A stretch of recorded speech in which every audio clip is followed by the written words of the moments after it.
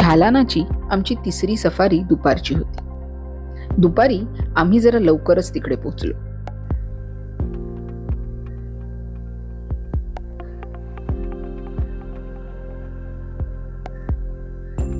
तिथे असलेल्या इंटरप्रिटेशन सेंटरमध्ये एक चक्कर मारून आलो. इथे आपल्याला झालानामध्ये आढळून येणाऱ्या प्राण्यांबद्दल माहिती मिळते.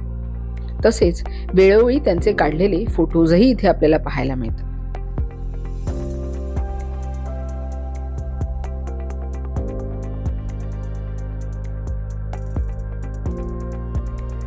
झालाना लेपर्ड रिझर्वला भेट द्याल तेव्हा इंटरप्रिटेशन सेंटरला नक्की भेट द्या. आमच्या तिसऱ्या आणि चौथ्या सफारीत आम्ही शिकारौदीला भेट द्यायचे ठरवले होते. शिकारौदीला जाण्यासाठी आपल्याला वेगळे तिकीट काढावे लागते.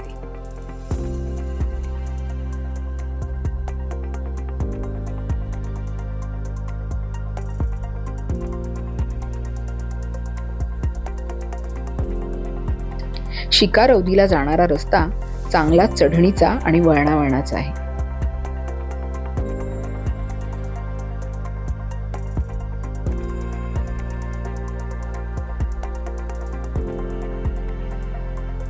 आम्ही त्या रोलर कोस्टर राईडची मजा घेत शिकारौदीला पोहोचलो.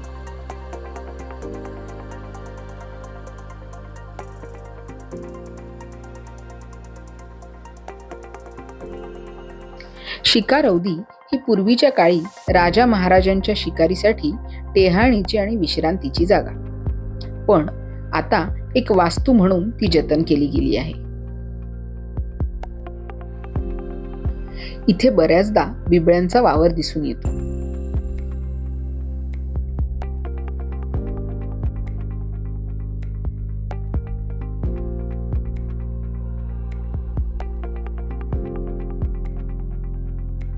शिकारौदीच्या छतावरून एका बाजूला अरवली पर्वतरांगांच्या छोट्या छोट्या टेकड्यांचे मोहक दृश्य दिसते, तर दुसऱ्या बाजूला जयपूर शहराचे.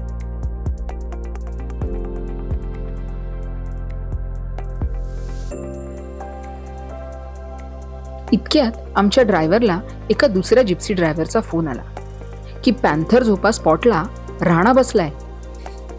आम्ही पॅन्थर झोपाला पोहोचेपर्यंत तिथे अनेक जिप्सी जमा झाल्या होत्या. आम्ही पण एक चांगली जागा पकडली आणि त्याला स्पॉट करण्याचे प्रयत्न सुरू केले.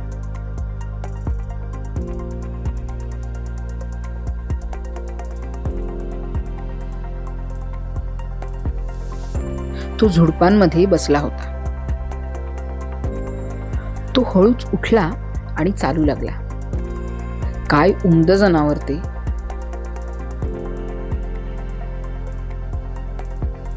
झुडपांमधून चालताना मधूनच त्याची ठिपकेदार काया दिसत होती.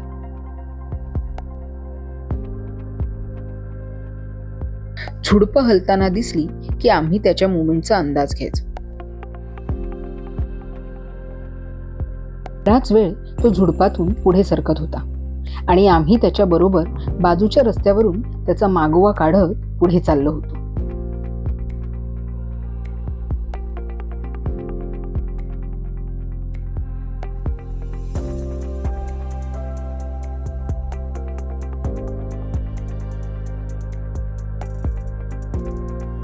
अचानक त्याने आपली चाल बदलली. तो आता झुडपातून आमच्या दिशेने चालू लागला. एवढ्यात आमचा ड्रायव्हर म्हणाला, वो रास्ता क्रॉस करेगा. आमच्यापासून पुढे काही अंतरावर एक टी जंक्शन होतं. आमच्या पुढच्या जीपने ते जंक्शन पटकन क्रॉस केलं. आमचा ड्रायव्हर पुढे जाणार तेवढ्यात सुरेंद्र सर म्हणाले, यही पे रोक लो, वो यही से रस्ता क्रॉस करेगा. आणि खरंच तो अगदी आमच्या बाजूच्या झुडपातून बाहेर पडला आणि विरुद्ध दिशेने तोंड फिरवून निघून गेला.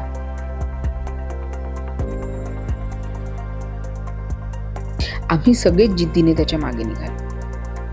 एका ठिकाणी वाढलेल्या झुडपांमध्ये हालचाल झाली तेव्हा वाटले की हा आता नॉन टुरिझम झोनमध्ये जातो की काय, पण लगेचच त्याने त्याची चाल बदलली आणि तो आमच्या दिशेने येऊ लागला.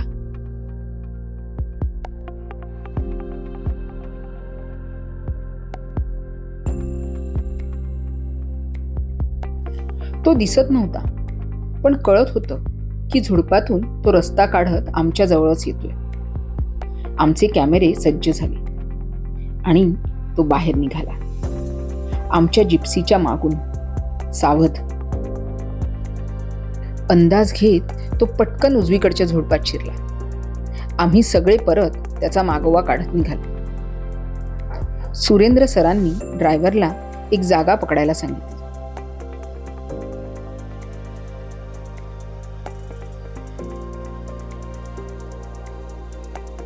इतक्यात त्या झुडपातून एक विचित्र आवाज आला. आमचा ड्रायव्हर म्हणाला, शायद हिरण का बच्चा पकड लिया उसने. आम्हाला धस्स झाली.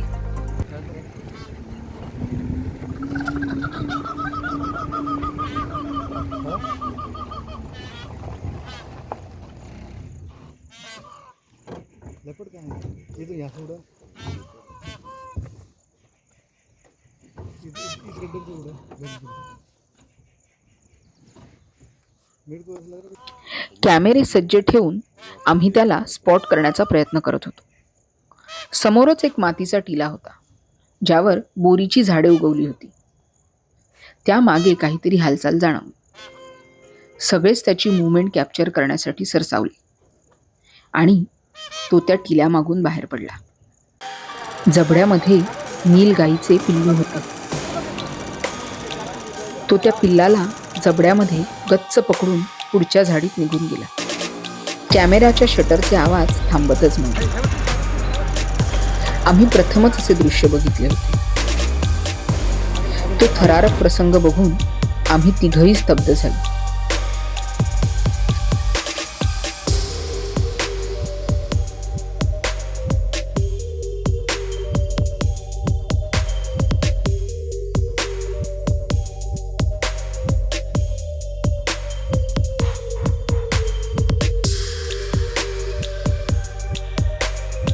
आम्ही काही काळ नजीकच्या एका कच्च्या वॉटर पॉइंटच्या ठिकाणी त्याची वाट बघत थांबलो, पण तो काही तिथे फिरकला नाही. आम्ही परतीच्या प्रवासाला लागलो.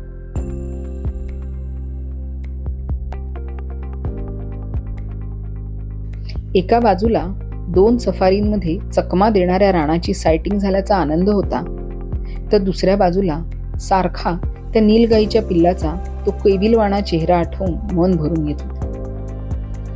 मिक्स्ड इमोशनसह आम्ही एक्झिट गेटमधून बाहेर पडलो.